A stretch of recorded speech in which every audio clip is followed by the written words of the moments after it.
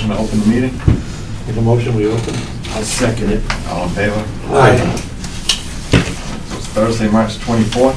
The first item on the agenda is the minutes from February 24th. This is minute review.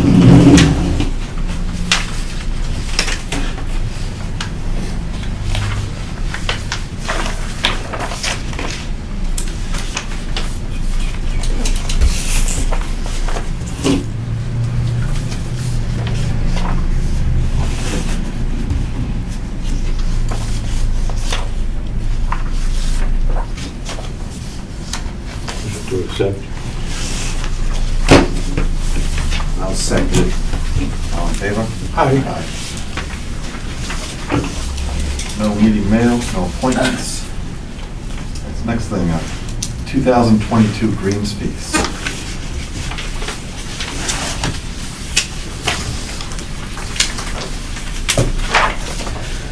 So as we discussed in the previous meetings, I think it was agreed upon by the golf committee on a $3 increase weekday. It was up for discussion, it hadn't been motion, but it was discussed. A $3 increase on the weekday rate, and on the weekend, we would do $3 total, but that would be inclusive of a $2 increase on the walk and a $1 on the cart. So what I've submitted to you is documentation of those. Actually, I kind of took Dana's stuff and just, it's the same data, I just needed it up in my own format a little bit. So mine's on landscape, and Dave has done his as well on the on portrait format. So, I mean, that's the rates. I guess first let's just do the weekday and weekend rates, and then we can go into the other items to discuss. So basically, you're looking at your outing rate, 62 to 65. I mean, do you want me to read through them all, or do you just want to take a look at them? Because No, let's, Now, just go right through. sure. Go right All right. through. So outing, 62 to 65 is the proposed rate. Walking, and this is weekend, walking 50 to 52. The twilight rate from 42 to 45. 9 holes walking, 32 to 34. The cart fees from 19 to 20, and 9-hole cart from 9 to 10. Then we discussed keeping the resident rate the same. So as that stands, the resident, what we do with the residents is the off-peak season. So March, April, May, September, October, November, we let the residents play for $35. That's their fee. In the peak season, on the weekends, we add in the cart fee for June, July, and August. So residents would pay on the weekend $54 on those in those months. And the same thing with the 9-hole. So for the first part of the season, you just pay the walking rate, and then on the peak season, you add in the cart fee to their walking rate.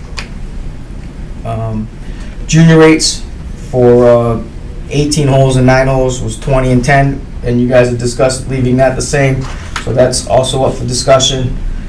Moving into the weekday, outings were 52, adding 3, making it 55 for this season. 18 holes walking, 43 to 45. Weekday special from 52 to 55. 9-hole special, 32 to 34. 9-hole walking from 23 to 25. Twilight, 42 to 45. And then residents, 18 and 9 were the same at 35 and 18. Leagues, from 23 to 25, and then the league cart from $4 to $5. Excellent. Good job. Well, it's up for discussion. It's a good job in that it's organized well. I can read it. Right.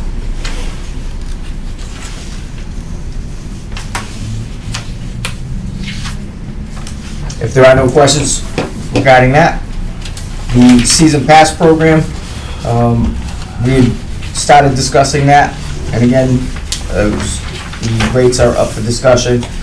We basically just carried over the $3 increase per passes, whether they were sold in the rounds of 20, 40, or 60.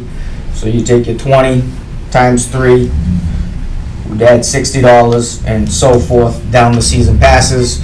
So your pro pass, $8.59 goes to $9.19.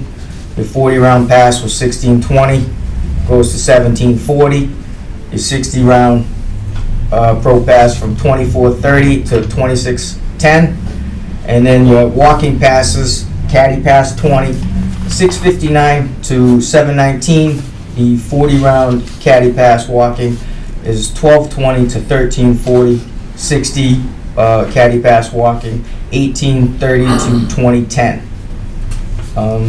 10 play punch cards, individual play punch cards. These are with carts. Your Arrowhead 18 is a 10 play punch card. $4.35 goes to $4.65. The 9-hole card of 10 play goes from $2.40 to $2.60, and then the Coyote card is a split, 5 rounds of 9 holes riding and 5 rounds of 18 holes riding, and that would go from $3.20 to $3.45.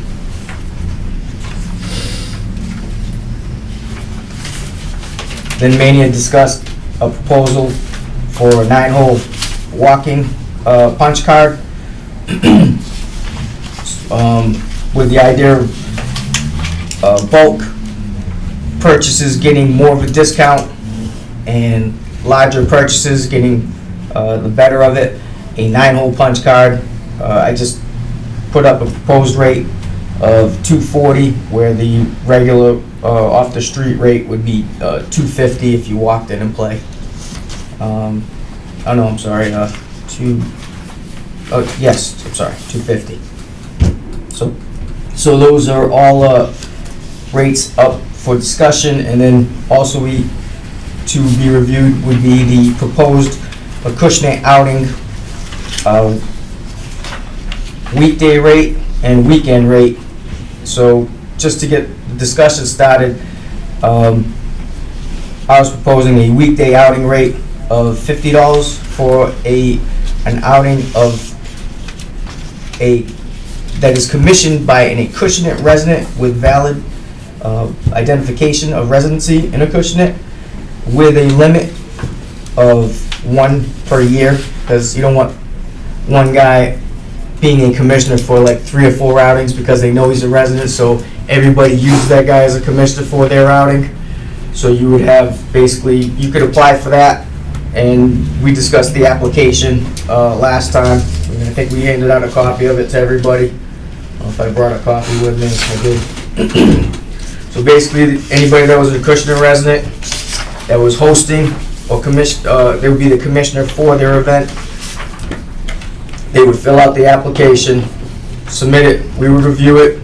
If it is copacetic, everybody agrees that it meets the guidelines, then you would say, yes, they could get the discounted rate. It goes on file. If they happen next year, you don't have to fill out the form again because they're on file. But again, we would limit it to 1 per season. So, if you had an outing, and then someone from New Bedford was going to have an outing, they couldn't call you up and say, hey, do you want to be the commissioner of our event? So, we can use your discount. So that's why I was saying we should limit it 1 per season. Common sense, but again, that's up for discussion as well. And the weekend rate on that would be what, 60? Yes. So in comparison to, so you got your weekday rating, regular outing would be 52, and I said $50 on the weekday, and weekends we're at 65, and on the resident outing rate would be 60. So you could go if you wanted less or more, or wherever you want to go. I just included that for your review and to discuss where you would like to go with that, if you'd like to go anywhere with it. Personally, I like the way they all look, actually. Looks pretty good to me. You Me give, too. You know, and based on actual rounds sold, you know, calendar year 2021, you know, Dana has it, I put it in my summary too. If all else being equal, it would lead to a $108,000 increase in revenue. So I think it's a fair plan to help cover our increasing costs while not passing too much on at a time to the players. I agree with that.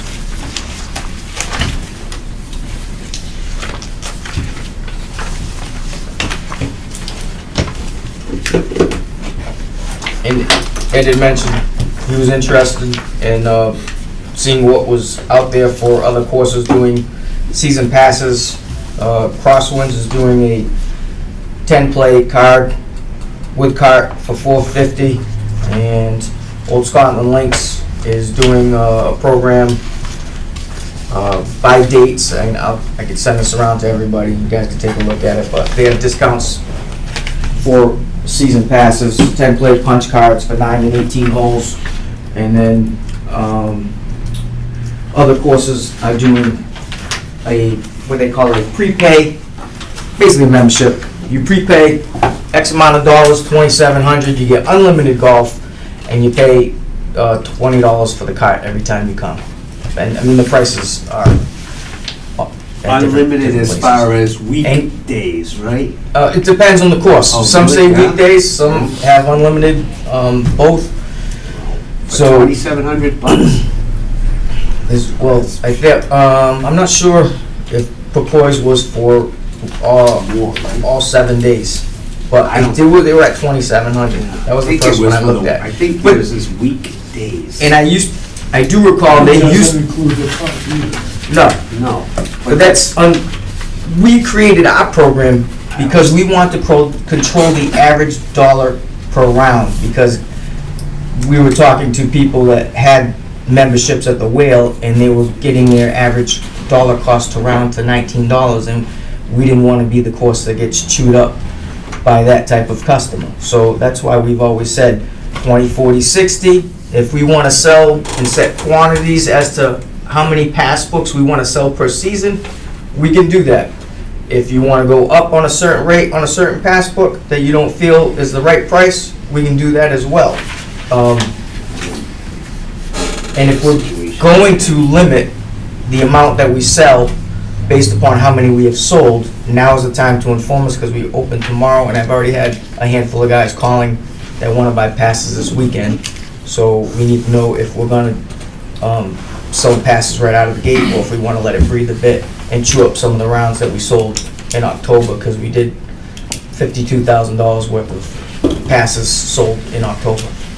How many 60 rounds do we have now? 60 rounders? Yeah, or 40 rounds. What are, It's on the second page. That's the bag. yes. 61. It says 61. And how many, Dana, are those, would you think would be repeat? We probably have, I would say less than 8 or 9 are repeat per season. Less than? Yeah.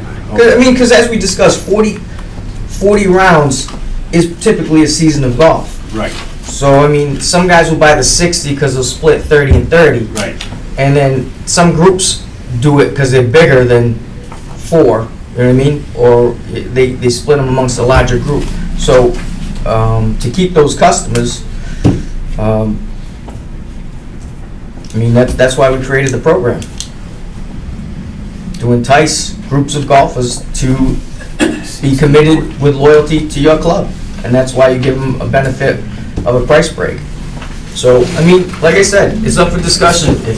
If we want to go anywhere on those rates, Right? let's review it, do it. Yeah, the 60, it's only 5 up on the 60.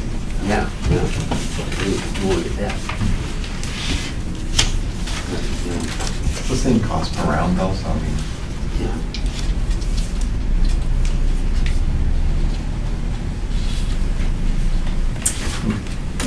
it's just my personal opinion that if we're raising, for now, we're raising prices, and if we raise the pass holders by the same per round amount that we're going up on the other rates. I mean, I'm comfortable with that, because I don't think we want to go too far, and I understand that it looks like a good discount on, especially compared to the weekend price, but it's also a product that we've been selling for quite a while. If we all of a sudden increase that one product 15-20%, how much is going to drop off from that? And then would it drop off into individual sales, or would it drop off into then, well, you know what, we're going to go somewhere else and not commit to 40 times here? So I think personally, again, just me, I'm comfortable with the way we've got it proposed right now. The other thing for food for thought on the comparison of the percentages on the weekend discount is we do charge the commission, the surcharge before 10:30. If a pass holder comes, they get another $20 added on to their fee. So they turn in a pass and they give you a $20 bill, and then they can go play. So it's only 10:30 to 2 o'clock that you'll see guys coming and turning in their pass and getting that significant discount on that window of time. So prime time on the weekends, they're actually paying. Yes, you pay an extra $20. So it gets a little bit closer to where the regular rate is. They still, again, you bought 20, 40, or 60 rounds up front, so you still get a little bit of a discount when you use it on the weekend. I mean, if that's, if you want it to be more or less, you can determine that and adjust it.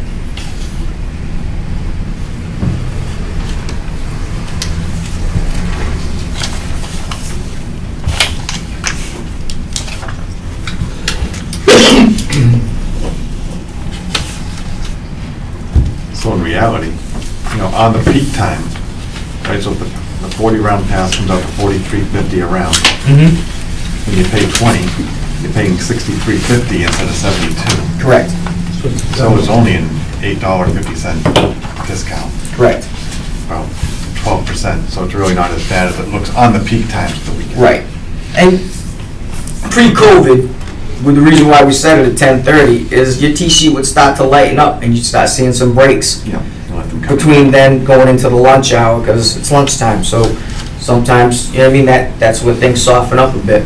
But then when COVID hit, there were no breaks and everybody was golfing at all times. And I want to clarify that our price points are kind of what filled all of those time slots, because we do the junior golf, we saw juniors, 9-hole play, we had 9-hole players, 6-hole play to fill the late days in the evening. I mean, all those price points build our program, and all the price points fit within, none of them overlap. So your pass holder's never getting charged more than what they should be getting charged because they bought the bulk program. So it all fits together.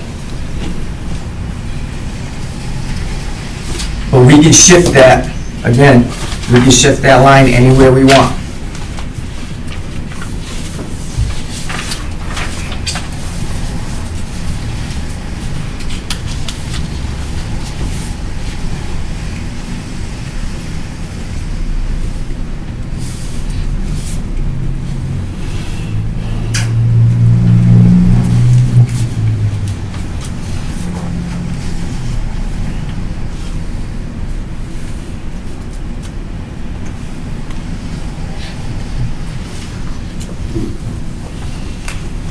Anyone have any other specific questions? I mean, the only thing I was thinking is the discounts we got all kinds of different numbers here. We got 16, 21, 21, 20, 26. What is it be an idea to just one discount? 1% discount, put it away. Instead of going 16 on the 20 pass, 21 on the 40 pass, 21 on the other one. Why don't we establish one, everybody's 16, something? I mean, just an idea.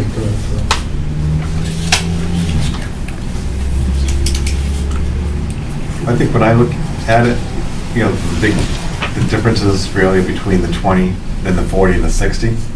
So we're giving a little bit more of an incentive to buy and prepay 40 and 60 versus 20. They're gonna get the past books. But if they buy and they buy the 40, then when it runs out, they're gonna buy 6, another one. I'm just saying, percentages, I don't know, just a thought.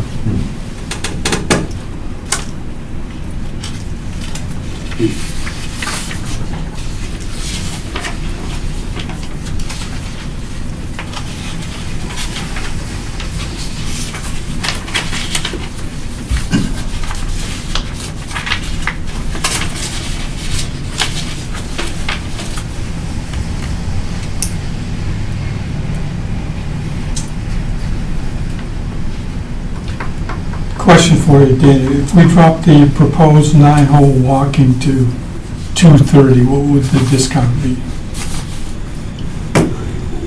Somebody got a calculator? Well, it's essentially 23 per round versus paying 25 on a weekday, Mm-hmm. right? So it's 2 out of 25, 1/12, that's like 8%. And then on the weekend, So it's if we do 23. 220, that would be like 12%? 20 down to 22, 30. Three. Be 12%. There are a lot of 3 times 4. there are a lot of seniors, super seniors only play 9 holes, and give them an incentive similar to what we have for carts. The Arrowhead 18 is a 15% discount weekday. That's with a cart.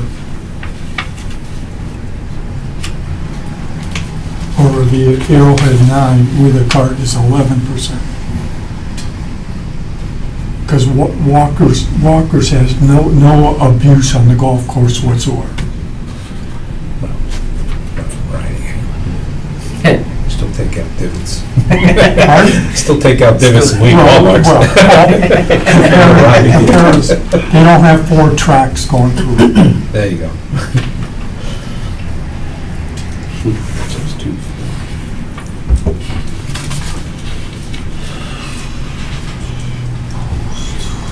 My recommendation would be put that at 220 for 9-hole, The 9 holes walk. 10 cart walking.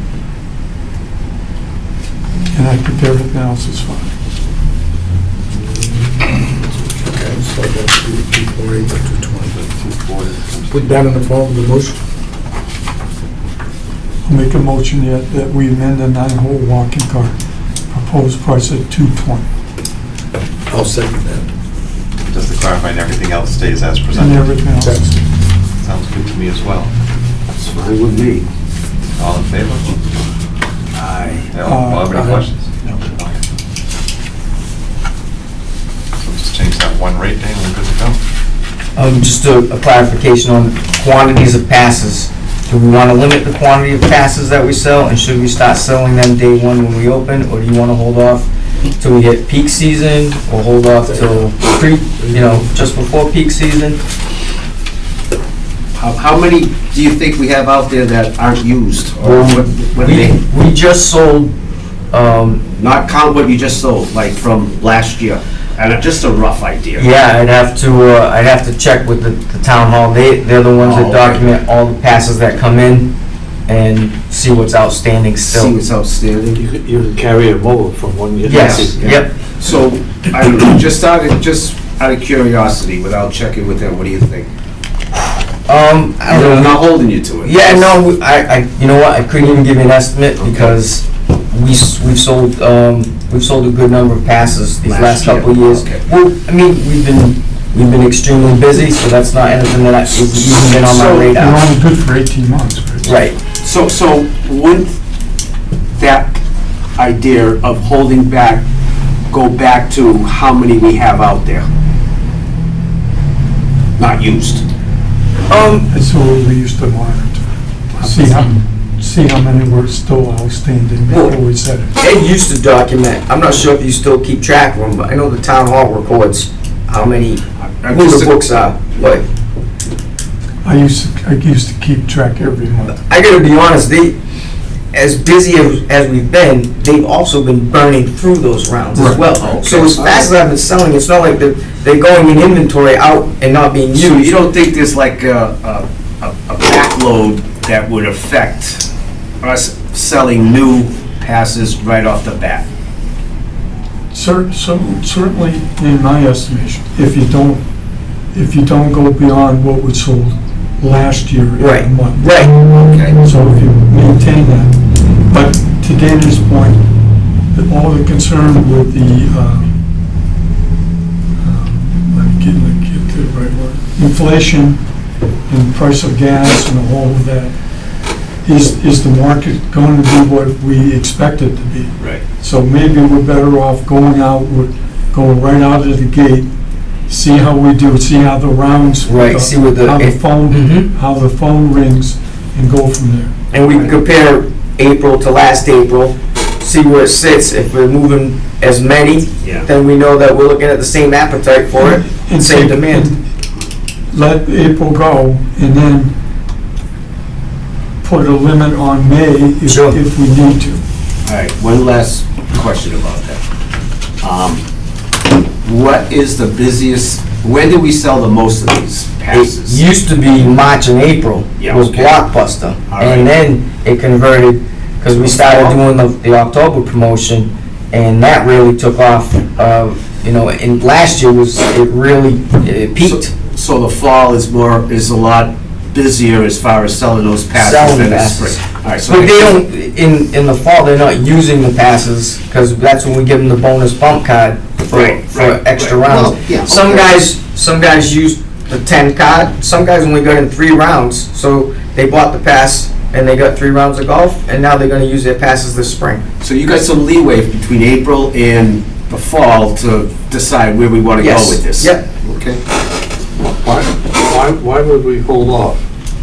Well, Just based on the possibility that there was an inventory of unused rounds out there, and then we would get a surge of all these cards and not getting the revenue that we need to hit numbers, basically. But I don't think that's probably gonna exist. If it didn't happen last year. Well, yeah, right.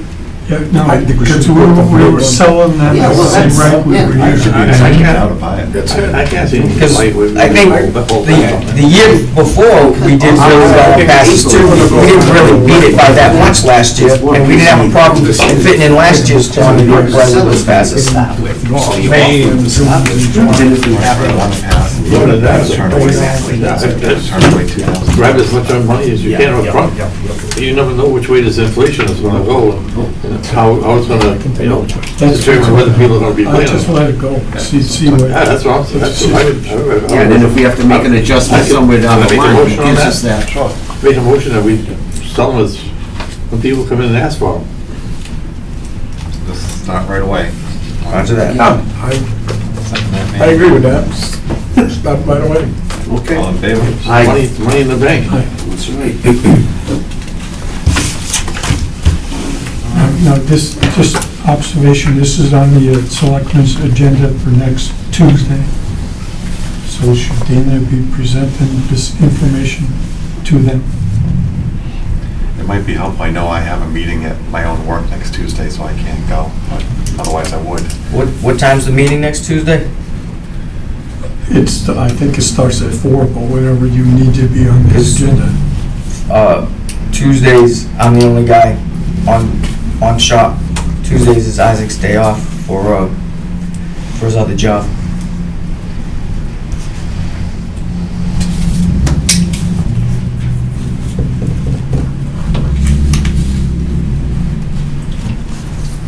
Can you switch and have him cover you on that day? I can ask him, find out. Sure.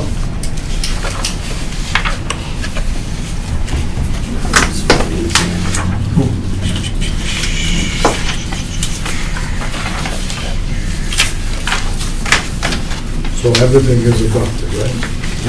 This is gonna be approved by the selectmen, all these numbers, correct? Correct. Okay, all right. Other than that one minor edit that Ed just made, they had already seen it. Oh, they did? I believe that they were in agreement with it. Okay, all right, okay. That is inclusive of the resident outing program discussed with, Yeah, it's $5 right, weekday and weekend. weekday, and the current rate for is 65. 65, they'll do 60. What did we? 50 versus We went up, what, 55. $3 on all of that? On all of the Prior others. to making that adjustment? Correct. Okay, all right. Okay. Should help a little something. Then we got the equipment lease options. $5 less. Yeah, I'm trying to get 10, but I don't have enough. On the second page is where the equipment lease options are.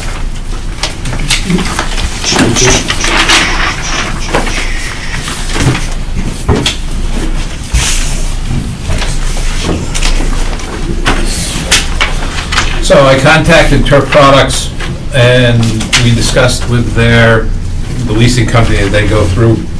And if you look down about in the middle of the page, you see where it says equipment lease, 5-year dollar buyout for Toro, 1026 walk T-mower and 1260 roller. Total cost for both items is $31,827.97. The 16,410.33 and 15,417.64 respectively. Total annual payment in that 5-year dollar buyout would be $7,220. I don't know if there are any applicable taxes, but when I discussed it with them, they said any applicable taxes are not included in that $7,220.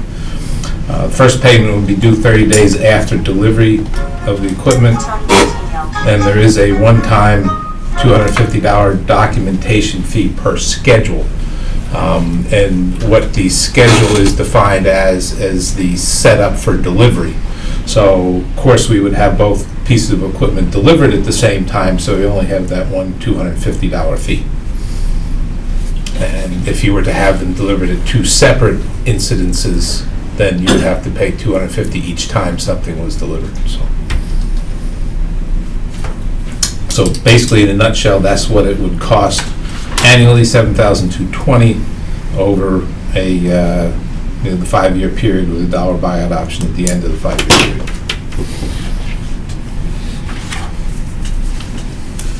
Sounds good to me. Problem is, if delivered during FY '23, we don't have that in the lease budget, or we can't take it out of reserve. Yeah, we'll have to reserve. At the end of the Yeah, year. Exactly, and that, I think, should make the case of, especially not with these long lead times, not knowing exactly when it's Right. gonna show up. So I think I I'd be able to get it. justify that.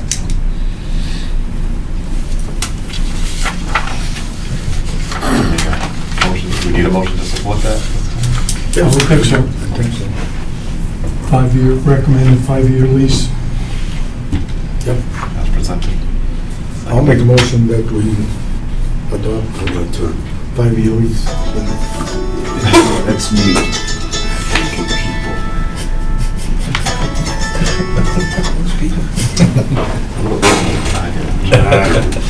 If it was up to me, I'd throw it in the ocean. But anyways. Did anyone second that? I'll second All in favor? Now, when would you like me to contact them in regard to delivery?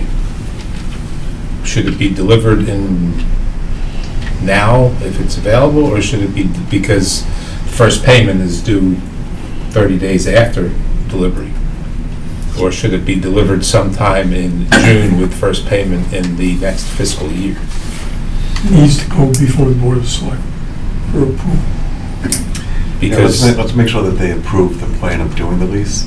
now, Or just okay, on the off chance. did they not approve the plan of doing the lease for, because these two were included with 4 pieces of equipment? And it was approved at that time, but then we found, the reason we revisited this is because we found out that the other 2 pieces weren't going to be able to be delivered till calendar year 2023. But I think where this is a separate lease by itself, it probably should just get them. Okay, so we wait till their approval then before we determine when we have. That is gonna be on the agenda on Tuesday. No, but I would recommend Steve get it on the following agenda and make that proposal. Okay.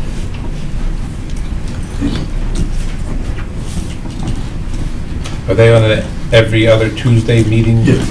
So, So April, whatever. They're on this Tuesday, it'll be 2 Tuesdays away. Yeah, so you're looking at April, wait a minute, where are we here? Next Tuesday is the 29th, so you'd be looking at the 5th of April. Yeah, you have to confirm that on the 29th when they set the date, so. Yeah, okay. And Lisa could help you with that. What would be 2 weeks from the 29th, Steve? There's the 29th, so it'd be the 12th. Okay.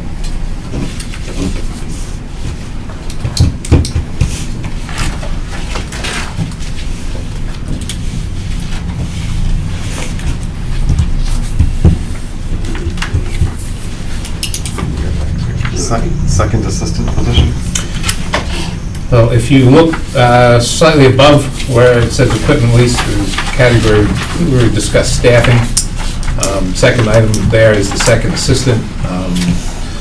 And we've been having issues of late trying to fill that position, especially with people from outside, whether they weren't satisfied with pay rate or weren't completely qualified for what we were looking for. So we actually have a former employee who's interested in that vacant position. And when I say former, I mean he last worked here in September of 2021, before he went back to school. He has worked here for 5.5 years. His experience in this business has all been here, and it's been through either myself or Kevin training him to do the particular things. He is proficient in the operation of all our mowing equipment. He does have experience in bunker maintenance and renovation, irrigation installation, aeration, sod work, and has also done some landscape and fertility work here at the golf course. So I think he would fit in well. Obviously, he knows everybody. He's been associated with everybody on the staff for 5.5 years. I think it would be a good step forward for him, but also work out well for us. There's no significant training involved. All we would have to do is help to school him in the management of 2 or 3 people to do particular tasks and so on, if we were to give him those chores. And also, the one thing we'd probably get him accustomed to as well is changing cups. He has done the course setup involving T-block moving and what have you, so that's not an issue either. So I think it would be a good addition. I think we could look at that, given his experience and the small project and oversight tasks that we will be giving him. I would think that $18.50 an hour would be an appropriate compensation for that position. So.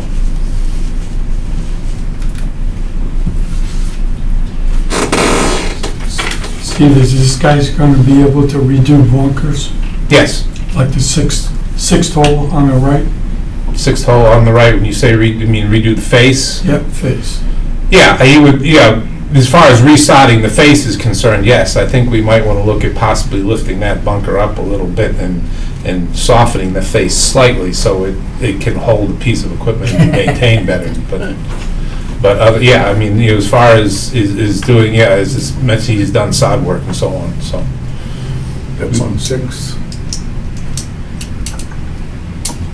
On sixes and then. yeah, we have this. Actually, the right side green bunker on the 4th hole and the right side green bunker on the 6th hole are similar in nature. They all sit down lower than they should for that type of bunker constructed alongside the hole, and because of the way in which they sit down and they're sloped, we can't get anything on there to maintain it. And it wouldn't really diminish the difficulty of getting out of it because you still would have to rise above. I think it would probably be easier to get out of it if you do lift it up. Well, yeah, but you're talking about lifting the bottom of the bunker Yeah, up still, to maybe yeah. 3 feet. That's okay. But the bottom goes like this right Yeah, now. yeah, it does, yeah. So it should be, if you flatten out the Level, bottom, right? yeah, you're still gonna have a face to deal with. And most people who try to get out of that trap too aggressively, send a flyer I was across gonna the say other the side of pine the trees. green, and they end up in the pine trees on the On the front first second- tee. first tee, yeah. So, True. So is this a full-time position? yes. And, I had, he came in 2 weeks ago, we discussed that, and at this particular time, he has benefits of his own, so the one, he would obviously be included in Bristol County retirement, but other than that, as far as health insurance and other benefits go, at this particular time, he wouldn't be exercising those possibility in the future, but in current budget circumstances, no. I think he would be a good choice where he's been with us for 5.5 years. Yeah. And Steve knows exactly what he can accomplish. And other than bringing somebody in, a stranger that we don't know, I think it would be a really good choice myself. I agree with that. If he could deal with Steve, then, yeah. For 5.5 years he has, so I'll give the guy a star. Yeah, 2 stars. I think it's a good choice for myself. Personally. Agree with that. So where would we have to go forward with that? Do we do outside of this committee, if this committee approves that, or do we have to go to the Board of Selectmen, and do we need to include that in that same meeting agenda then? Do we have to make a motion to approve bring it it. to the Board of Selectmen? Is the position already budgeted? Does it already exist, or we're creating something? Well, the position exists, we just haven't filled it. When was the last time? It's been a while, right? Since It's that's been a year approximately couldn't since find anybody. actually, it's been a year and a half, because we had someone in that position who was not performing to the standard of the position. So we kept that person on, but we put him in a lower position as an equipment operator. Right. Then approximately this time last year, we had some issues with that individual, and it was necessary to terminate his employment, and it's been empty completely since that time.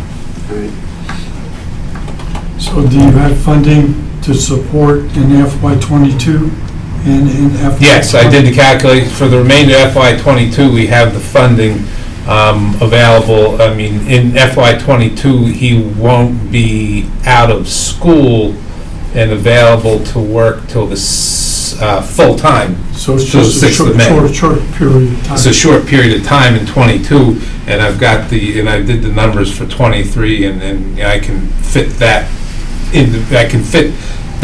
time slot, hours, and rate in Your the current budget. budget. Yeah, well, in the budget, in So the you- numbers that Dana and I presented at the meeting. You're just refilling an old position. I don't think you'd have to go to the selectmen for that, right? The position already existed. You're just filling a Not gap. at that pay scale. Not at the pay Oh. scale, though. I mean, the pay scale was different from before, so. Yeah, it's Yeah. $15. Right. Maybe my suggestion would be, Steve, that we would warrant a discussion with Jamie and see how to deal with the pay Okay. scale. Yeah, especially since we've got a little bit of time since he could start. So Just I mean, I gets think we're back all to in the favor whole of it, but it's just figuring working with Jamie the right way to. Get back to the whole wage and classification and grade and scale. Would we take a motion showing that our endorsement of this to at least present to the town administrator? At least that way we don't have to come back and vote ourselves again, if we're in favor of doing this. Well, you won't be on board until June or whatever. Well, there is an option for him to work. He's got one day a week where he's not in classes, but when I discussed that with him, I said there probably wouldn't be any possibility to begin at that time until, I told him, April 4th at the earliest. He could work Sunday mornings and Thursdays, which, would help us on the early weekend side of things. But again, that's what he could do in April before he's finished. We can vote to endorse it. Why don't we just do that now, if we're all on board with it, and then whenever the timing, working it out with Jamie works out, it works out. Yep. I'll make a motion that we endorse them until we get proper information from the board of selectmen. Second. I'll second it. All in favor? Aye.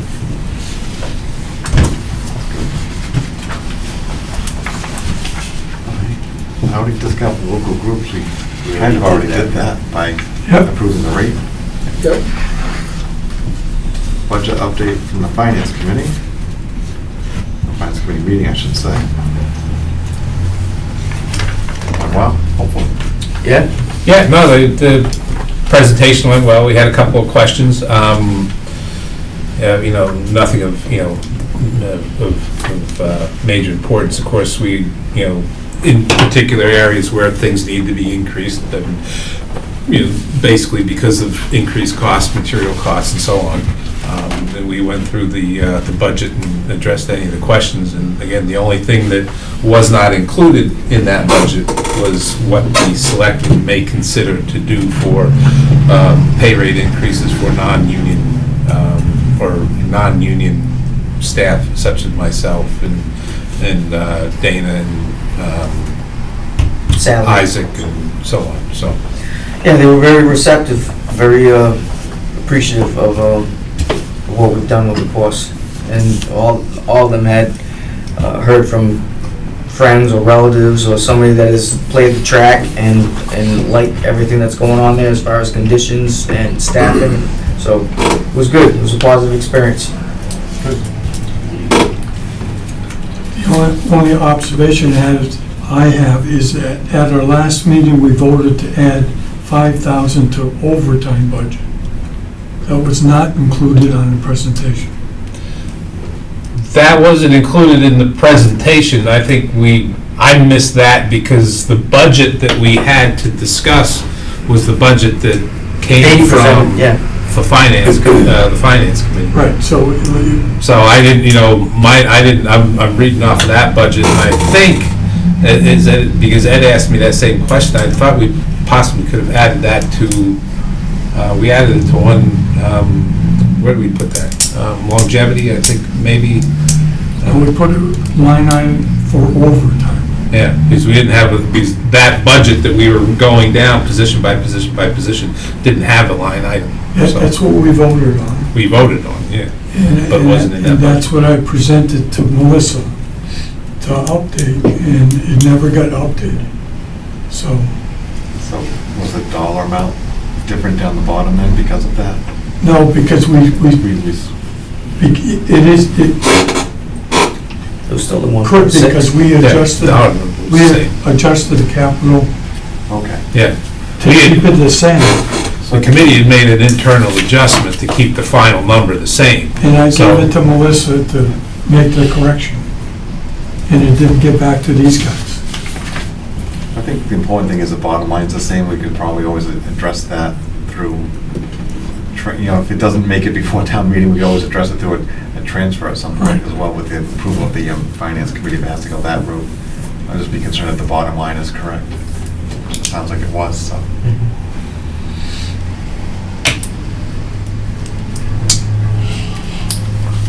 So next we have opening So updates. Oh, sorry. just to update further, this is on the selectmen's agenda for Tuesday, the renewal of the golf budget. Maybe that can be a clarification with them, then if they make their own vote on it. Right, I assume Dana and Steve will be presenting that information and make that correction. I also asked that both the debt and principal numbers be verified, and that the lease, cart lease, and equipment lease numbers be verified, and that we get a real estimate of the insurance costs. All of those we submitted are things that, information I have. I think they're accurate, but I cannot guarantee it. Normally, I would ask Al Catino or somebody to verify that. and I haven't been able to get anybody to do that, so. They have a lot of new staff. I understand that, but I know, I'm just, the process is that yeah, absolutely. So, So, if something those- happens and then It's- you yeah. don't have money, you don't get the equipment. So No. Well, that's the thing is, if for that meeting next Tuesday, if that, if, obviously Dana and I can't really speak to those numbers because we don't have any access or input onto long-term debt. principles. I so- told you, Yeah. and that's the point I made So, but to, if I get something, I can, go over with them. and that's the Yeah. point I made to the chairman of the Board of Selectmen. I said, listen, we need verification of these numbers. Yeah, that usually comes from the, when Christie was here, I would get the debt and principal Yeah. from the treasurer. Right. So I don't know what to do. It's, right now, it's scheduled on their agenda. And I made the point that we need clarification, make sure that the numbers are correct. I don't know what else I can do. So the large outstanding debt principal, you're right, I mean, we had a schedule that should be verified, but as far as lease payments, we should have our own copies of the signed leases, all right? I mean, those payments are the same, unless it was a brand-new lease, like one coming up. Yeah, no, we haven't actually physically made payments of a Right. brand-new lease. So the ones that we have, we proposed brand-new leases, but we haven't made any, entered into them, actually. Okay. Somebody's gonna make sure it's right. Right, that the total's right. Yeah. Maybe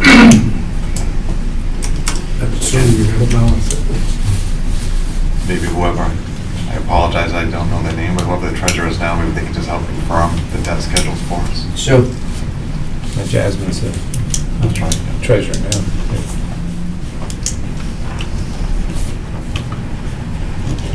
So then we have opening updates, winter work completed, and some fancy pictures from Steve. Looks nice on the big screen though. Well, like I said, instead of trying to make one picture and pass it around, I put that one up there so that it wouldn't go off on us while we were talking and have to play with my computer to get it back on. But as far, and the reason that's up there is because it's, if you turn back to the first page, that starts with the work that we've done this winter. And, we can look, I can just go down the list if anybody has any questions or concerns. We did have quite a bit of storm debris and cleanup from storms that happened last fall. A lot of wood, a lot of hardwood that we had to cut up into handable lengths for ourselves. At the time the storm occurred, because there was still play going on, we just put it off to the side so we could get people through and we could still maintain the course. We went back and we cleaned that all up. The only place that we have to go back to now is the 18th fairway. On the left-hand side, we had 3 trees that came down into the rough and fairway that I just cut back to the edge of the woods, but the whole stump has been turned up, so I've got to go back and cut a little bit more off, take the machine, see if I can push the stump back up so it's not an obstacle. We've cut the grass on all the native areas out back. The only area that we did not get to completely do was on the 8th hole to the left-hand side of the fairway. It was just too wet to get in there and do anything with it. So hopefully if we get a dry spell somewhere, I can get in there with the brush saw and just take that down, because it does at time interfere with a shot from left to right on that 8th hole. We also took the walk-behind brush mower and brush saw out. We did some cutting work on the 2nd hole, 4th, 5th, 12th, the 14th hole, the 15th hole, and 16th in the area adjacent to the cart pen behind the dumpster, where we tend to lose quite a few golf balls from people who shank balls off the driving range tee. Off the dumpster. Off the dumpster too, yeah. All the benches and trash containers are bought in, cleaned and restained, and they're back out on the golf course. If you look up on the screen, you'll see a rather large hole there. That was the sinkhole that was the problem on the cart path on on number 2. And if we look down here in the bottom of the sinkhole, you can see all this area in here, this is all wood. And what happened here is that in Dan Menard's estimation and mine, the folks who constructed the golf course had a screening pit right here. And they screened material, and all this stuff down here is the tailings. And native soil is all the way down here at the bottom. These tailings were put in the hole, and this sand and clay silty material on the side, you can't see my cursor because it's white, but on that left-hand side, that was all backfilled on top of the tailings. And what happens with these tailings, especially with the wood involved in them over time, is that they rot or they collect water, and once they rot, they diminish in size and the sinkhole begins to collapse. If you look down here at the bottom of the sinkhole, this isn't actually the bottom. You can see right back here in this top corner right here, that's water. That hole was filling with water, so in order to properly pack that in, we had to take a load of the tailings out, put a load of material in, Dan had to compact it, take another load of tailings out, put another load back in, compact it, so the sides of this hole wouldn't collapse. How deep is that? The water down. You could, if you look back here, you see that excavator? Yeah. You could take that machine and put that in that hole, and you wouldn't have seen the top of the machine. That deep? Yes. Dan couldn't believe it. He said, he had to get to the point where he just, got as much of the material out to remedy what we needed to do. And, he said, depending on how big that was and how big of a screening pit, he could have been there all day. But you still have a lot on the right there. Is that going to create another sinkhole? This right here, that's all outside the cart path. This picture was interim. It's not finished. So some of this material was taken out here on the side. Okay. I'm I was just asking because that would create one. Yeah, that would create another one. Come on, you bloody thing, it won't shrink, but you can see there's our Acushnet with top dresser on it. I was top dressing greens that day. Wow, that was. And this was done on the 17th of March, and you could have driven that Acushnet in there and you never would have seen it again. What hole did you say this is, Steve? This is the cart path on the second hole. Second hole. If you come around, coming around the corner. Before the big rock, right, when you come out. Yeah. You come around the corner. If you notice back here where the excavator is sitting, this is the waste area behind the 5th green. Okay, so that's the second green way in the distance then? This over here is the 5th green. Oh, the 5th green, okay. So the T is back in this direction. Okay, I got it. So what he did, once this was filled in, is we took this same type of material, which is a fill material, and we reestablished the cart path up to the level of the blacktop. There is no blacktop there. When and if we decide to do the blacktop work on that hole, we'll just scrape the top off down far enough to the depth of blacktop he wants to just pave right over top of it. And we'll give a chest up the back anyway. Yeah, well, this material here is the same material used to backfill, as the base for the cart paths. So that was repairing the sinkhole. Now, I didn't take a picture of it, but on the right side of the 5th green, there's a cart path that went down into the waste bunker. If you remember, I think 2 years ago, Dan had come in and put some of the same tailings in there. So while he was doing this work, he reestablished that cart path over there and evened it out and built it back up. So Looks good. it looks nice. It's nice and firm now. It hasn't been, hopefully, this storm didn't wash anything out yet, hopefully, but because it wasn't hard enough, but we'll be able to see if we get a real heavy, consistent rain, a 4-inch total rain, hopefully it doesn't wash out anymore. Steve, how many other sinkholes do we have? There's one on 7 which is rather large, and there's the one we repaired one on the 9th hole and it's sinking One's again. already, it's sinking. And it's sinking again, so evidently, and that's why he wanted to do this one with the excavator, because he kind of figured, because of the way the land looked, that this was going to be a fairly deep hole. So we may at some point, we will at some point in the future probably have to come out and do the similar type of digging down and finding these, what was buried there. And bury a lot of stones. And move it out. Yeah. Well, it's the same things that. How dangerous is that cart on 7? 7's pretty deep. Seven is getting hairy. I mean, I took the even when we were moving the wood from the 7th hole, I had material in the bucket, and you can see we're even in the loader bucket. When I went down that slope, the loader bucket sunk a little bit, and the machine tipped up a little, and you can see 2 little scrapes on the blacktop where the bucket scraped. It's getting deep, and the cart path is cracked now in those 2 spots. We have That service. should be a priority for us in the fall or sometime.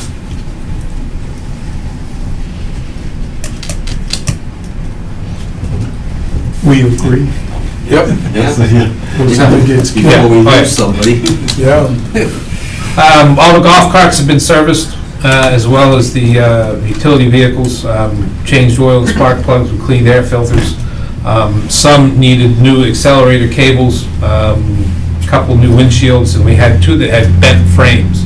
The frame being the portion that, goes from the cart body itself up to the roof.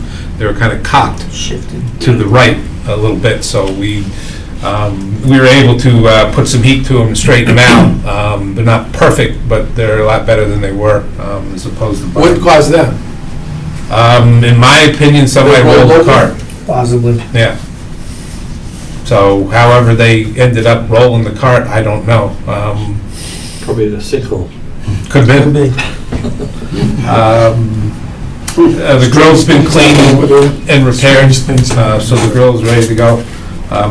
As far as our turf equipment is concerned, the reels have been sharpened, the bed knives have been replaced and tuned up. We replace seals and bearings in the reels and rollers. We normally do that every year because they start to wear during the course of use, but also water gets inside, and then you get a little unevenness, so you don't get the appropriate height of cut. How's your new grinders working? Beautiful. Yeah. Put it in the box, close the box, you can hardly hear it running, and you don't even have, whereas before you had to sit there and watch it. You don't have to and watch babysit it? watch it. No, you don't have to babysit It's it. gonna last When it's done, it's another done. 20 years? Oh, yeah. The only worry you have about that is how much they're going to change your turf equipment in 20 years, Yeah. whether you're still gonna have to grind or not. So I do have a question with the opening tomorrow, with the rain we've had. Are we gonna be able to use carts tomorrow? Sure. Because I've already had customers call and asking that. Yes, well, we will never be without carts. The question is whether we're on or off the cart path. And that was the last item I had on this report there in the back. Oh, it was? Sorry. Yeah. We have done repair and updating work to our John Deere triplexes, the 2500 gas and diesel triplex. We've in the process of completing the work on the John Deere sprayer, as well as the 800 aerator has been repaired as well. We had a hydraulic seal problem that was leaking in the center of the machine, and the Toro blower had a problem with the battery and the piston, which automatically increases and decreases the speed of the blower motor, and that's been repaired. All our equipment has been power washed, and we've waxed about a quarter of the fleet so far. And we have been able to collect quite a few golf balls out of the woods. We kind of jerry-rigged the old ball washer for, it's good enough for us to use. I mean, if it spills on the floor, that, as opposed to, using the new one. So we used that old ball washer, got the balls cleaned, and we have we've been able to put some Yep. up into the We're loaded and ready. machine, so the ball machine. And we did test the ball dispensing machine, and so far it's working. So sometimes I think what happens is balls, Hack balls and well, hack balls, leaves. broken balls occasionally get in there, and then they get stuck, and they jam it up. And that, for the most part, that's the majority of the winter work we did this year. What about the spray? Did you fix the wheel that was locked up?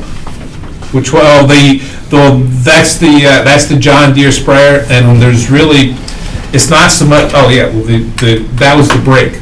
When you stopped by that day, the brake housing on the outside, on that one side was locked, so it wouldn't allow that tire to turn. So we replaced the brake shoe and housing on that, and now it works fine, Good. backwards, forwards, and so on. So. Good work. As far as opening preparations, we've, in terms of greens are concerned, the greens have been top dressed, they've been brushed, we rolled them twice, and they have been cut, and I just wanted to show two things here. That's the 5th green.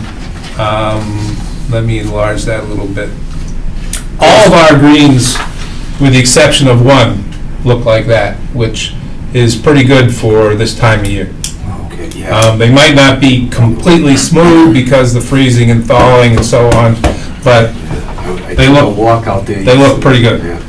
Now, you take that, What's the speed of them? huh? What's the speed? What's the What's the speed step? of? What do you The got? speed up, I don't even mention speed in March. There's no, April, May, So June. bringing that up maybe in May, after you do yeah. your aeration. No, it does, the place now, looks- this looks one right good. here, this is our little problem child. This is the 4th green. If you notice, it doesn't look nearly as good as the 5th. This photo was taken on the 23rd of March at 11:30 in the morning. And you'll notice this big blob over here of shade. And you'll notice right about down the middle of the green, what appears on the screen is the right side, looks a lot better than what Green, appears yeah. on the left side. Yep. And that right there, a little bit of that is winter kill, and you notice there is no winter kill on any other greens, except for the putting green. There's one spot in front which collects water, which had a freeze thaw.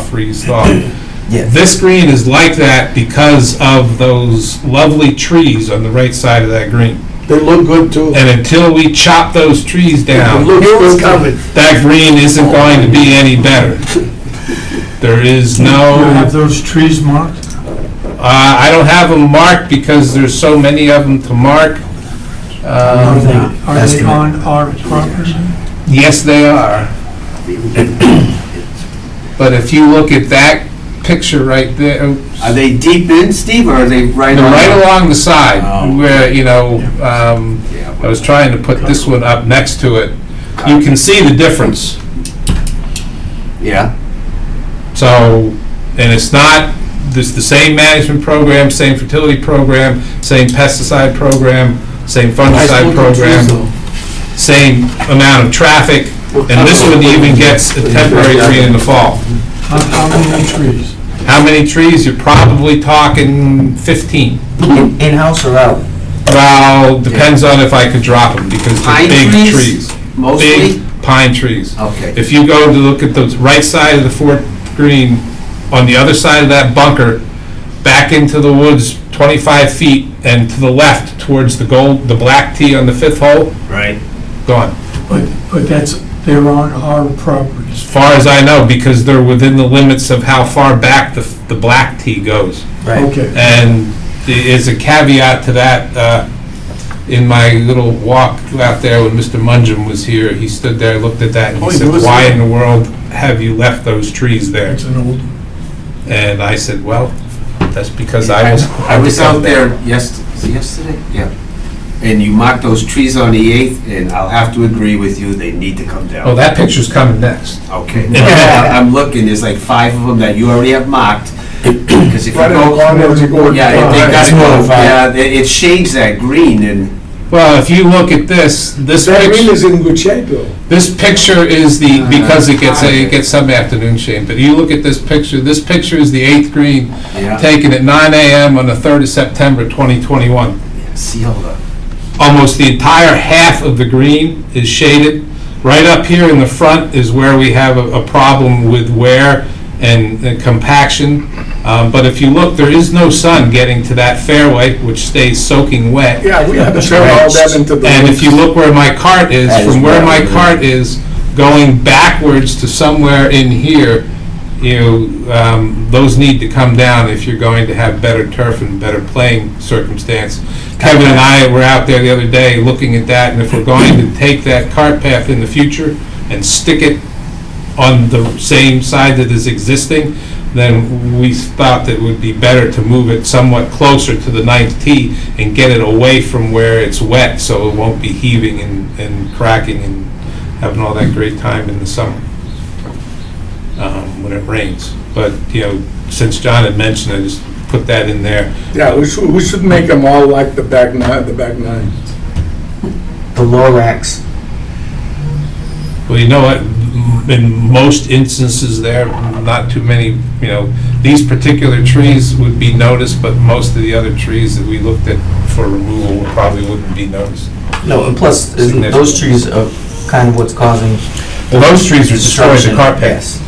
So in order to put the cart path on that side, a good number of those trees are going to come down because, Dan looked at it and he said, we looked at trees by the cart path on the second hole and he said, I can't come in here and put a cart path in here and leave those trees because the same thing's going to happen 3 or 4 years down the road. The roots are going to come in, they're going to expand, they're going to push the cart path up and you're going to have a problem, so.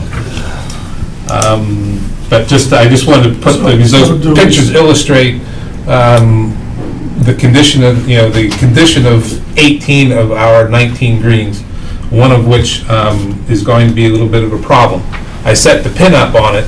It's not going to play the same as the other one. It's not going to look quite as well. And hopefully I can get it to bounce back and I don't have to do too much overseeding on that green. Which one is this? 4. Yeah. Tees have been blown, Excuse me, do we start dropping trees or what? I think, yeah, I would. Well, I would go over there, of course, mark them so everybody could see them. I'd have to come up with a plan about, When? about doing that, when, because it's easy for me to drop trees in the winter because I don't have to worry about anybody. And if I miss my spot a little bit, then it's okay. I can start dropping in the woods and, just continue to do that. But I wouldn't want to, to have to do a lot of that, and when people are around. Right. Because that right side is, if you miss that bunker, it kicks off the hill and it goes down in there anyway. Right. And, between. So we need a plan for dropping trees next winter. I would say, next winter, the beginning of the fall, they would, Even on 8? Or 8 I would do sooner than later, You but can 8 would be significantly easier. just if a we- corner for now. Yeah, well, like I'm saying, because we could get, in order to do the cart path work, we're gonna have to come into that green from an adjoining property and use an adjoining road. And in order to use that, or use an adjoining right-of-way, we obviously, first of all, have to get the owner's permission. I've already spoken to him once, and he was all right with it at that time, but that was 2 years ago. But it would make dropping those trees a lot easier if we could get in there already, because, the DPW chipper is significantly larger than mine, and we could just park it there and, it may have to have a tree company take 1 or 2 of them down, or at least strip them. So, and cut them into big pieces. Say, okay, all you gotta do is cut the limbs off, strip them, we'll clean everything up. So, because they'd have to get in on a bucket truck. But in order to get the bucket truck in there, without doing too much damage, you're gonna have to come through that backside, or you're gonna have to, come down the 9th hole. The bucket truck starts going like this, he's not gonna wanna drive on that cart path No and way. stuff. And not through those depressions either, so. We got the bucket truck semi-stuck on the 7th hole, and we cut that one of those trees down. So yeah, we'll have to have a plan for both. I mean, yes, would I like to be able to take the trees out on 8 right now? Yeah, that would be great. You know, as Manny said, the green's not in that bad a condition. I mean, if we come up with a plan and live with it for a little bit longer, maybe we can coordinate that plan with the cart path work and get that all done in one shot. All right. Some of the tree work too is, because we had an influx of oak trees this past, you know, especially the 2 that came down on 7, that were 2 and 3 feet around, and nobody was going to take that wood. So Dan came by with the excavator and picked it up, put it in the back of the, you know, truck, took it down to the DPW yard, because they get it, every once in a while they get tub grinder to grind up debris and stuff that people have brought down. You know, they'll be able to put that in the tub grinder and grind it up. So we cut sections of tree into the appropriate size to fit in the back of the truck, which won't clog or block the tailgate, and you just pick them up with that claw, drop them in the truck. A lot better than trying to pick it up with my 40 horsepower tractor and drive it across the golf course. So. Tees have been blown off. The debris has been blown off the tees. We'll be setting the tee blocks tomorrow morning. The fairways, we blew off the debris. We moved the goose clippings from 12 through 16. The bunkers have been cleaned out. Hopefully we'll be able to rake them tomorrow if they're not too wet from today's rain. We've set out stakes, ropes, and signs, so we're prepared in that respect. Then we replaced the 100, 150, and 200 yard markers on the 1st and the 18th holes. Those would be the dimples in the middle of the fairway. This was actually a test to see how easy it was going to be to pull out the existing markers. Put the top, the existing marker looks like a mushroom. Right. And the top of it comes off. So if you buy the top, it only costs, I think there were 65 bucks a piece. You buy the whole thing, it's up around $100. So we save ourselves, you know, substantial dollars if we were able to do it that way. So we bought enough for 2 holes, just to make sure it wouldn't be an issue. We went out there, Kevin pulled them out, Mike put the tops back on, mushrooms, Kevin put them back in the ground, and so far so good. So we'll be able to probably correct all the rest of them. Just have to see where we're gonna I know pay that expense. That was my question. question about yardage markers. Are we ever gonna get that done? I don't know who's. Oh, the sprinkler heads? Right. Well, what we'd have to do is, you go out and, you know, I'm assuming that all their sprinkler head yardages are measured to the center. Everybody measures Center. everything to the center of the green. Right, right. So what we would have to do is we would have to come up with a schematic of each hole. Right. And what we would have to do for those that are missing is we would measure the distance to the hole, so we get the proper yardage to put on top of the sprinkler head, put that on our schematic and send it to someone to make those. Okay. They make, the Toro has a specific one that, you know, they actually leave a space on top of the head where it would fit in. You just slide them in, or I don't remember if they slide in or if they Yeah. snap in, but Snap they go into the top of the what are they, top like of the brass, Steve, or something, or plastic? Most of them are brass, Yeah. with little. They last longer, the The reason they last longer is because they're actually set inside the head, so they're not, you see, when they take them and they put them on with a rivet, it sits up just a little bit, and what happens is, after a time, the fairway mower hits it, and the bed knife bends it up a little bit, and then the next time it comes through, snips it right off. And So messes up is the that reel. something we can get done with this? We can get it done, it's a question of, you know, getting a price estimate for it, and whether, you know, and getting the measurements. Certain sprinkler heads don't, of the Toro heads, because all our heads are Toro, certain ones don't have that space because of the upgrade. Those are all in the old 750 heads. Right. So the newer heads, what you may have to do is buy a specific lid which would have that capability on it. So, but we don't have, I mean, at most, we probably have 24 of those types of heads out there. And of course, you're not marking T and green heads and so on, so. But we have to, you know, like I said, go out, assess which ones need to be replaced, measure those distances and then be able to send that off to somebody and say, okay, this is what we want, how much is this going to cost us to get it done? And then All right. get it approved and go through that process. Okay. That's it.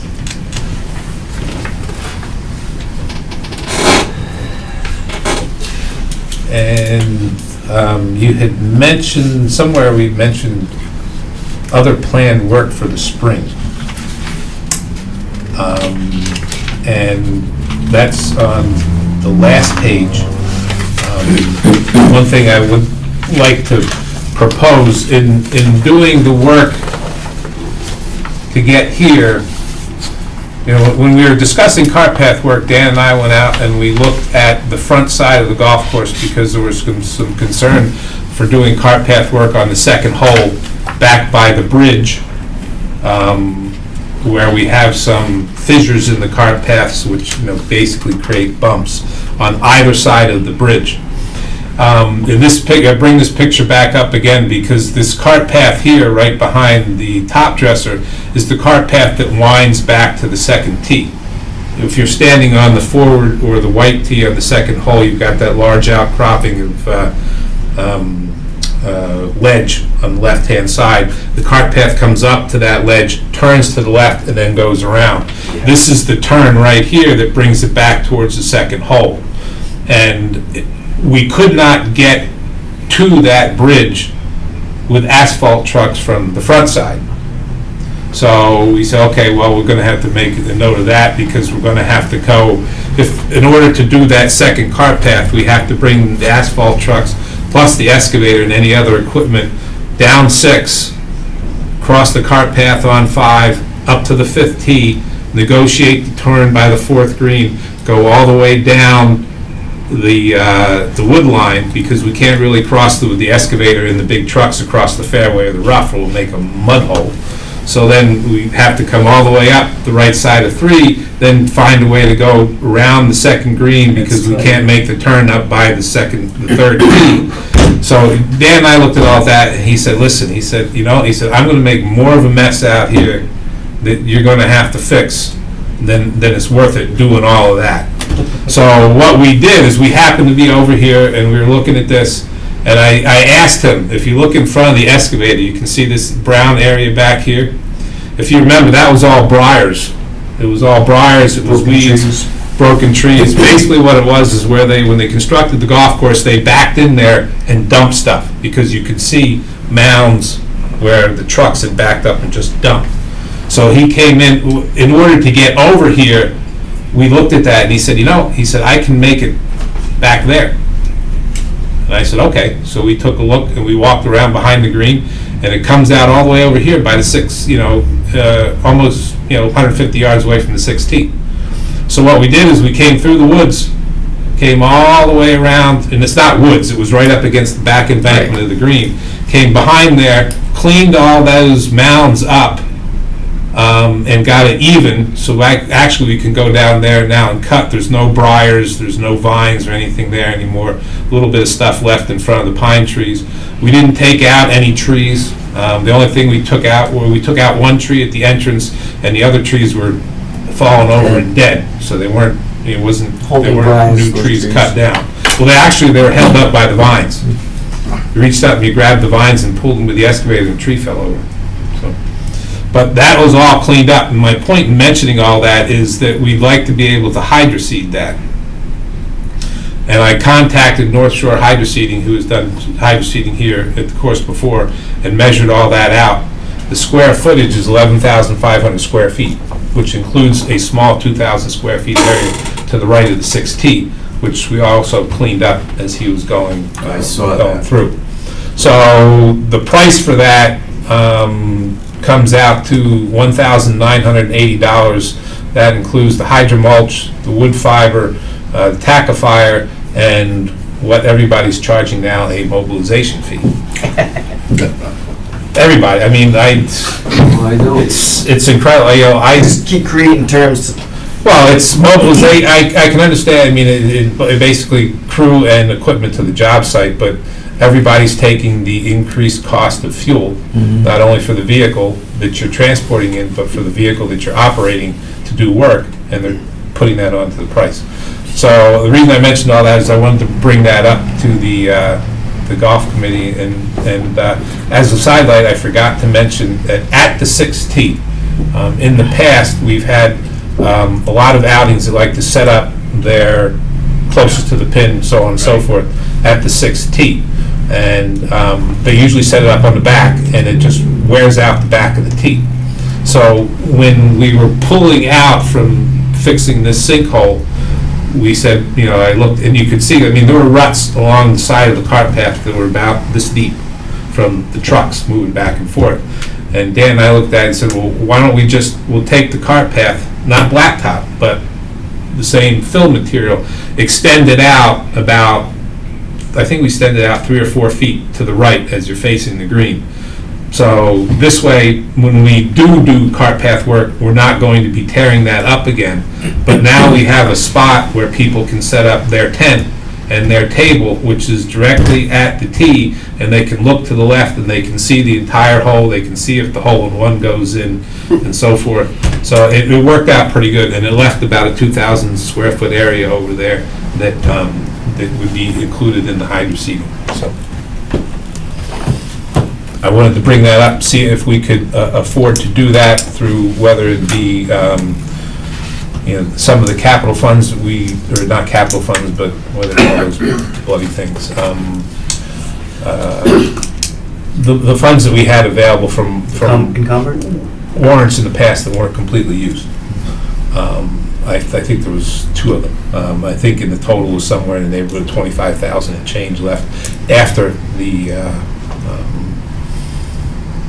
storage container, and relinquished somewhat with the isolation valves.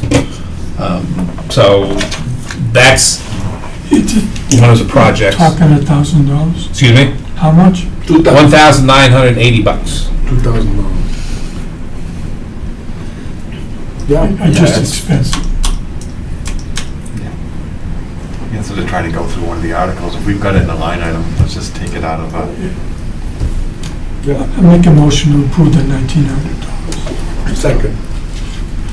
Hey, Steve, I got a, favor. where you did that on number 6, like I said, 'cause I was out there yesterday, I took Yeah. a walk out there. Could you make a tee box there with taking that pine tree down? That would be, we could.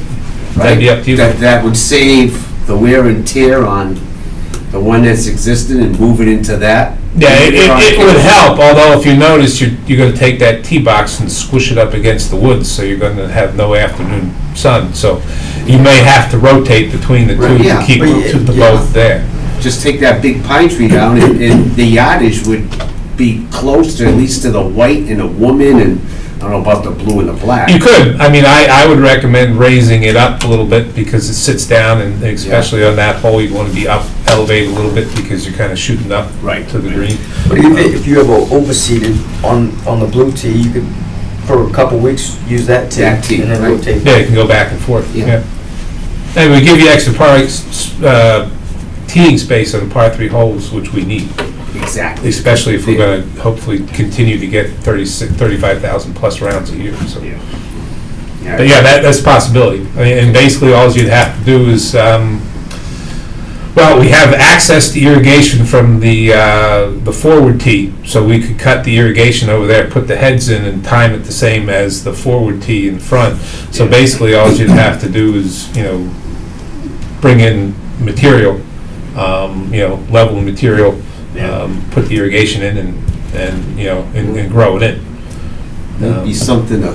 It'd be something to about. consider, if Yeah. you want to do it in the future. With that, again, that, with the exception of getting material here, we could do that in-house if we were able to. Yeah. It's basically taking what we did out on 12 and 13 and doubling the size. Tree removal on the 8th hole, we already discussed that. We have some irrigation upgrades. We're going to put some new heads around the green on 11. On the first hole, we're going to cut a few smaller heads up to help irrigate the embankments on that bunker to the right side of the first green. because we've been having a problem growing some grass there. And Mother Nature helped us by taking out a big oak. We have some drainage in the middle of the 18th fairway to repair. The drain pipe has collapsed, and now they have a puddle forming in the middle of the 18th fairway when it rains. We do have some brush cutting to complete on the 8th hole on the left side of the cart path and on the right side of the tees. And we have some on 11, which is in the gully to the right of the cart path, and also to the left side of the fairway, right along, or left side rough, right along the wood line. And we have the area behind the 12th green to cut down. We have, we're going to be edging bunkers and adding sand to some that need it. We're going to be replacing the sand in the 13th bunker on the approach on the right-hand side.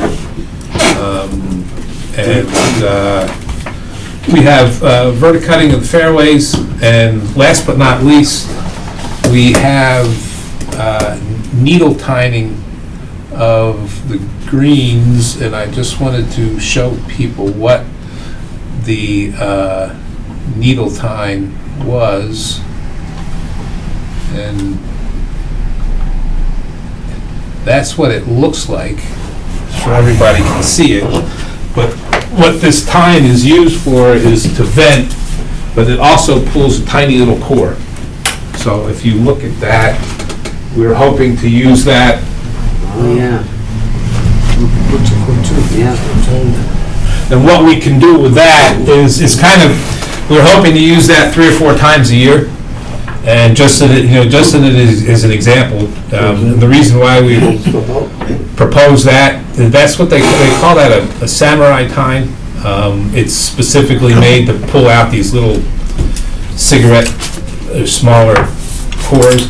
But the reason I propose to do it 3 or 4 times a year, it's like the math. If you take say you wanted to pull an inch core, you could pull an inch core once a year, or you could pull 4 1/4 inch cores. In this respect, we can use that to vent, which allows us to create a hole for air and water exchange, but it also pulls out a little core and a little bit of thatch. And each time you use it, a little bit of thatch. It also vents. This is something we would do on maintenance Mondays. You'd probably knock off 5 or 6 greens at a shot, because we have to use our walking aerator because we don't have them. We could set up the larger aerator, but I think the tractor, because of the size, the bulk, and the way the big aerator moves, I think it would probably snap those tines, which, that would be kind of costly, and it wouldn't get the job done. So that was the other thing that we're probably going to look at doing, maybe, I don't know, what's 4 and 7, the 11th of April, once it warms up a little bit. Like I said, you can hardly notice it. It pulls out, you clean it up, you roll the green when you're done, and it's basically, you can't notice it there. That's done on the greens? Yeah. And then last but not least, as Dana alluded to a little bit earlier, because of all this rain, we may have some cart restrictions tomorrow. We'll just have to see how that plays out and how wet things are. And I will like to point out that unfortunately we're still in New England, and it's still going to be rather cold at the beginning of next week. So we're going to have frost delays at the beginning of the week. First one possibly on Sunday, although they did change the forecast a little bit, and it's supposed to be 37-ish. Monday and Tuesday. Monday and Tuesday, definitely. You're going to have, you may even have 20 degrees overnight. You're going to 27 at night, yeah. chilly, so. You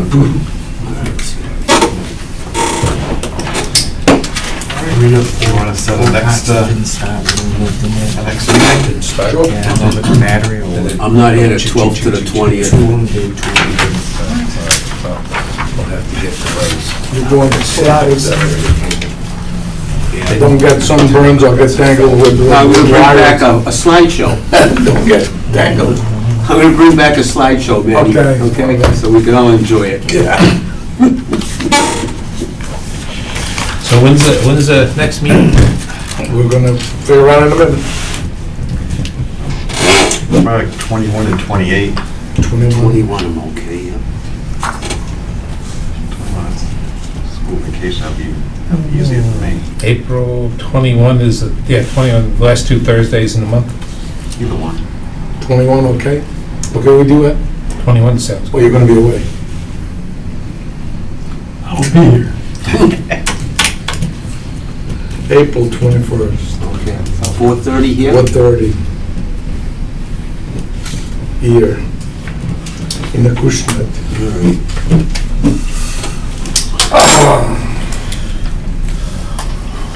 All right. That's it. So we have a motion to adjourn? Motion to adjourn. I'll second it. Okay. Aye. Good night. Thank you.